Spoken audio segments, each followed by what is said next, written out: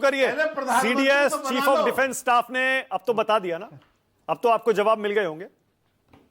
मैं आती हूँ। मैं बिल्कुल मानक जी, मैंने आपकी बहुत देर तक आपकी संजय जी की और यहाँ केके जी की बात सुनी। अब पहले मैं इनकी बातों का जवाब दे तो उसके बाद में आपके प्रश्न पर आना चाहूंगी। आप कुछ भी प्रश्न पूछिएगा।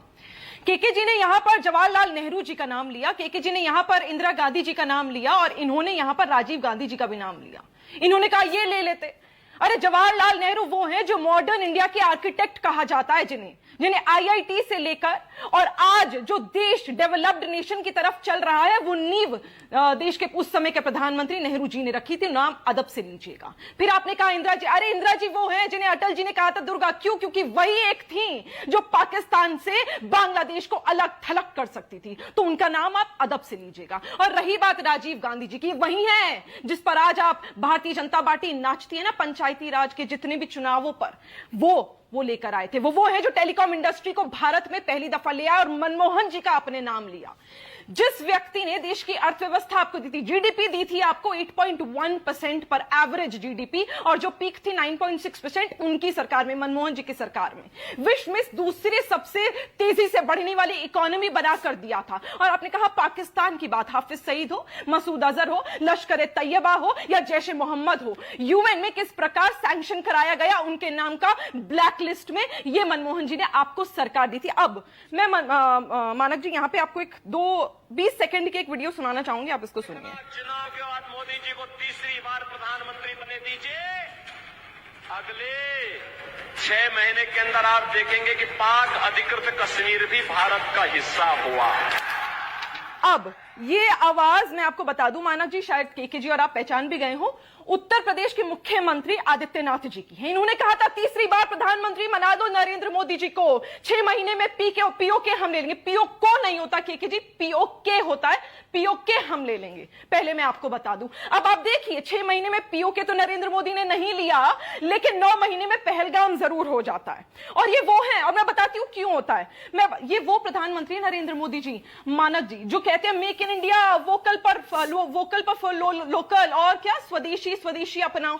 ये देखिए, ये वो प्रधानमंत्री हैं जो जर्मनी की मर्सिडीज मेबैक सबसे महंगी गाड़ी में चलते हैं, जो यूएस की कंपनी बोस के हेडफोन्स लगाते हैं, जो देखिएगा जो दस्तावेज होते हैं सरकारी वो जर्मन पेन मॉन्ट ब्लैंक से साइन करते हैं, जो मोवादो यूएस की घड़ी पहनते हैं और इटली और जर्मनी के चश्मे पहनते हैं। इनका ध्यान अपने आप को चमकाने में था, इनका एक काम था। मनमोहन जी ने एक डेवलपिंग नेशन आपके हाथ में थमाया था, जो अच्छी अर्थव्यवस्था पे भी था, लोगों के पास खाने को खाना था, पहनने को कपड़ा था, सर पे मकान था, सब अच्छा चल रहा था। आपको एक काम करना था, पीओके लेना था और पाकिस्तान को मुंह तोड़ जवाब देना था। लेकिन आपने क्या करा? आपने अपने आप को चमकाया।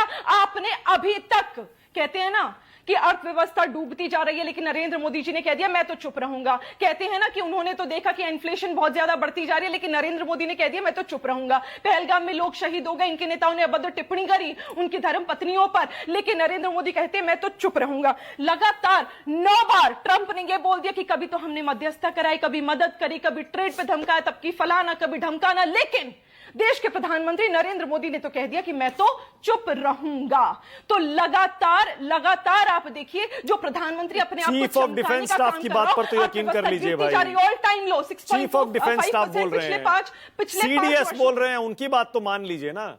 आप सवाल पूछ रहे थे ना कितने विमान गिरे, कितने विमान गिरे, कितने विमान गिरे। साहब ने भी देखा। अच्छा मानक जी काम करते हैं, मानक जी काम करते हैं, बहुत सही सवाल हमारे सीडीएस जी ने पूछा, अनिल जी ने पूछा, बताया उन्होंने कि अरे कितने जेट गिरे वो गिनना जरूरी नहीं है, वो क्यों गिरे वो सवाल है। तो हम मान लेते हैं ना जो देश ने पूछा था सवाल, पर भारतीय जनता पार्टी ने जवाब नहीं दिया कि क्यों राफेल डील 3 गुना प्राइस आपने बढ़ा कर ली और कम जेट्स लिए। ऐसा तो नहीं है, ये जो मिसाइल्स के स्पाइक्ड रेट्स थे वो इसलिए थे क्योंकि आपके यहां पर घोटाला चल रहा था। क्योंकि आज तो सवाल पूछा जा रहा है, डिबेट को कहां ले जा रही हैं आप, कहां से कहां ले जा रही हैं? तो आप अपने पहले पूछ रहे थे कितने विमान गिरे, कितने विमान गिरे।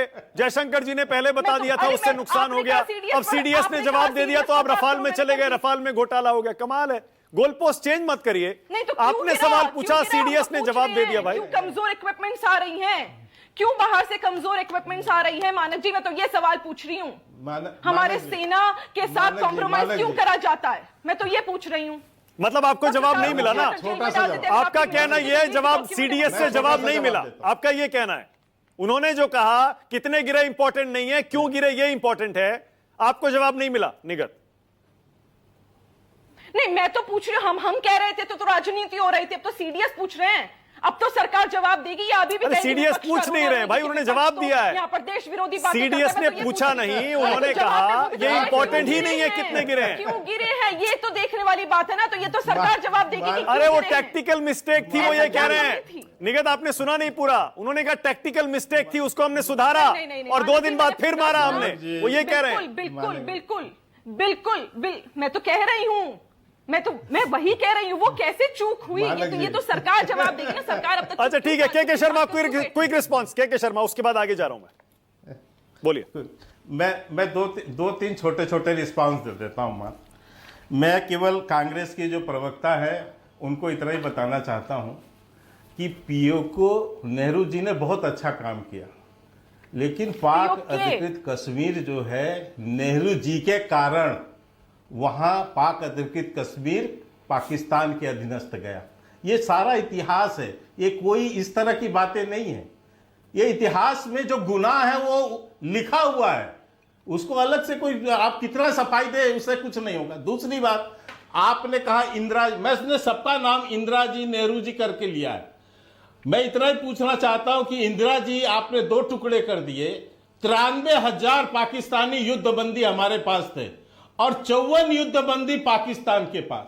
आपने 93,000 युद्धबंदी इंदिरा जी के शासन में छोड़ दिए गए।